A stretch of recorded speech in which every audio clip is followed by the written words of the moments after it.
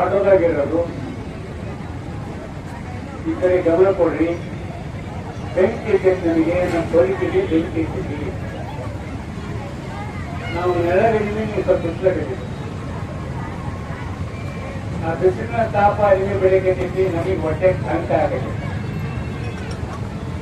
ಕಾರಣ ಇಷ್ಟೇ, 40 ವರ್ಷ 50 ವರ್ಷ ಪಾರಂಪರಿಕವಾಗಿ ವಾಸ ಮಾಡಿರೋ ನಮ್ಮ ಜನ ಅವ್ರನ್ನ ಅನಾಥರಣ ಮಾಡಬೇಕು ಅಂತಕ್ಕಂಥ ಹಿನ್ನೆಲೆಯಲ್ಲೇನೆ SIR ಅಂತಕ್ಕಂಥದ್ದನ್ನ ಕಾನೂನು ಬಂದಿರೋದು. ಏನದು? ಯಾವ ಅಕ್ಷರ ತಪ್ಪಾವೆ, ಬಸಣ್ಣ, ಕುಶಿಕಪ್ಪ, ಹನುಮಂತಪ್ಪ, ಕರಿಯಪ್ಪ, ಅದರ ಒಂದೇ ಒಂದು ಸ್ಪೆಲ್ಲಿಂಗ್ ಮಿಸ್ಟೇಕ್ ಆದ್ರೆ ಹೆಸರು ತೆಗ್ತಕ್ಕಂಥದ್ದು ಓಟ್ ಇಲ್ದಂಗ್ ಮಾಡಂತದ್ದು. ಹಳ್ಳಿಗಳಲ್ಲಿ ನಾನು ಅದನ್ನು ಕೇಳಿದೆ, ಓಟ್ ಇಲ್ಲದ್ರೆ ಏನಾದ್ರು ಬಿಡ್ರಿ, 500,000 ಕೊಡ್ತಿದ್ರು ಚುನಾವಣೆಗೆ ರಾಜಕೀಯ ಪಕ್ಷಗಳು. ಆಗ ಲೈನ್ ಮಾಡಿ ಓಟ್ ಹಾಕ್ತಿದ್ವಿ, ಯಾಕೆ ತಾನೆ ಅಂತ ನಮ್ಮ ಜನರ ಮನಸ್ಸು. ಅದು ಅಷ್ಟೇ ಅಲ್ಲ, ನಿಮಗೆ ಓಟ್ ಇಲ್ಲಂದ್ರೆ ಮುಂದರ ಭಾಗ ಸರ್ಕಾರದ ಯಾವ ಯೋಜನೆಗಳು ನಿಮಗಿಲ್ಲ, ಆರ್ಥಿಕ ಬಿಡುಗಡೆ ಬೇಕಾಗ್ರಿ. ನೀವು ಈ ದೇಶದಲ್ಲ, ದೇಶ ಬಿಟ್ಟು ಹೋಗಬೇಕು ಅಂತಕ್ಕಂಥದ್ದನ್ನು ಕೂಡ ನಮ್ಮ ದೇಶದಿಂದ ಹೊರಗೆ ಕಳಿಸುವಂತ ಯಾದಗಿರಿ ಜಿಲ್ಲೆಯಲ್ಲಿ 11.5 ಲಕ್ಷ ಜನ ವಾಸ ಮಾಡ್ತಾ ಇದ್ದೀವಿ. ಯಾರು ವಿದೇಶದವರು? ಯಾರು ವಿದೇಶದವರು? ಆರ್ಯರು ವಿದೇಶದವರು. ದೇಶದ ಮೂಲಭೂತ ವಾಸಿಗಳು, ನಾವು ಮೂಲವಾಸಿಗಳು.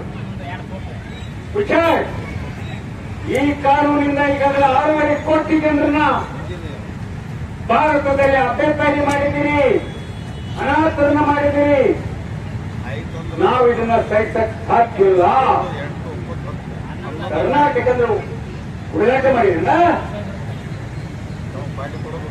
ಪ್ರಜಾಪ್ರಭುತ್ವವನ್ನು ಗೊತ್ತಿಲ್ಲ ಈ ಪ್ರಪಂಚಕ್ಕೆ, ಸಮಾನತೆಯನ್ನು ಗೊತ್ತಿರಲಿಲ್ಲ ಈ ಪ್ರಪಂಚಕ್ಕೆ.